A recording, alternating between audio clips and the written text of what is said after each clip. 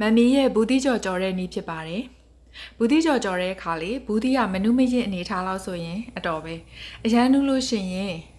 စားလို့ချိုပေမဲ့လေအကြော်ထဲမှာ तू ကအရေးပျော်သွားတတ်တယ်အရန်ရှင်းမြန်တော့လဲစားလို့မချိုဘူးဒါကြောင့်မနုမရင်အရွယ်လေးတွေကိုအသုံးပြုနိုင်ပါတယ်ဒါမမီ channel ကဘူးပင်ပါရှင်ဒါမမီသုံးတဲ့ Korea tempura အမှုန့်ဖြစ်ပါတယ်သူ့ကိုစပွဲစွန်းနဲ့လေးစွန်းသုံးပြုမယ်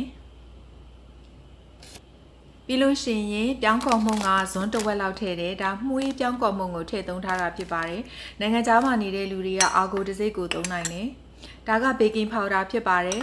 ဇွန်းဖြားထိတ်ကလေးလောက်ပဲထည့်တယ်အားလုံးသမအောင်မှုေးပေးတယ်ကိုရီးယား tempura မှုန့်ကလေးဘာတစ်စိတ်မဆိုသုံးလို့ရတယ်ရေထည့်မယ်ရေရဲ့အချိုးကလေးမှ rice cooker ခွက်ရဲ့တဝက်ရော့လေးလောက်ရှိတယ်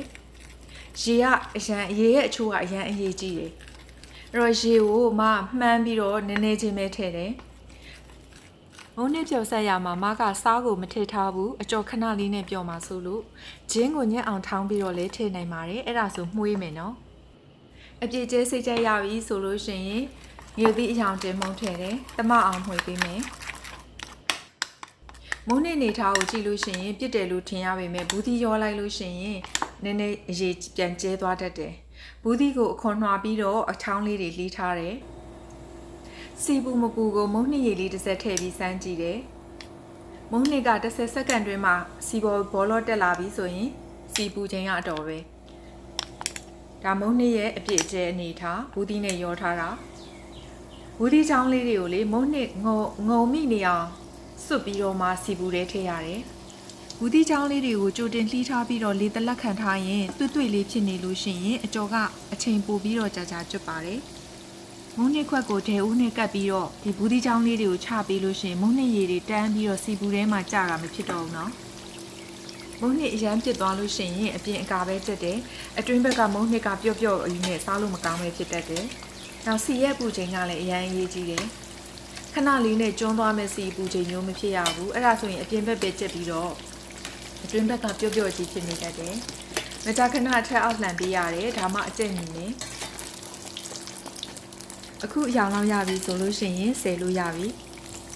စကားပေါ်တင်သွုံးမစီစုပ်ဆက်ကုတ်ပေါ်မှာတင်ပြီးတော့စီစစ်ထားပါအခုဆိုရင်ဘူးသီးကြော်ကျွတ်ရွတ်လေးကိုအချင်းနဲ့တွဲဖက်ပြီးသုံးဆောင်နိုင်ပါပြီ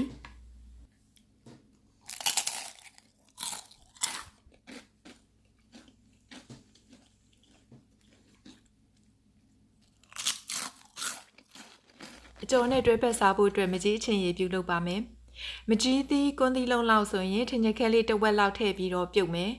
မကြီးသီးမဲ့တွေပြုတ်သွားပြီဆိုလို့ရှိရင်စကားနဲ့စစ်ချတယ်ပဲမှုတ်အကျက်မှုတ်ထည့်တယ်ကျွတ်သွန်ဖြူနဲ့ငွေသီးစိမ်းရောထောင်းပြီးထည့်တယ်နက်မင်းထည့်တယ်ငါးငံပြားရေးထည့်တယ်တက်လို့ဆိုရင်စားကိုပြောင်းလဲသုံးနိုင်တယ်ငရုတ်စီထည့်တယ်အားလုံးသမအောင်မှွေပေးမယ်နက်မင်းလေးထပ်ထည့်မယ်အဲ့ဒါဆိုလို့ရှိရင်အကျော်နဲ့တွဲဖက်သုံးဆောင်မှုအတွက်အချင်းရည်လေးရပါပြီရှင်တခြားအကျော်နီးလေးတွေကိုကြည့်ချင်တယ်ဆိုလို့ရှိရင်အခုတွေ့ရတဲ့ဗီဒီယို link လေးတွေကိုနှိပ်ပြီးတော့ကြည့်နိုင်ပါတယ်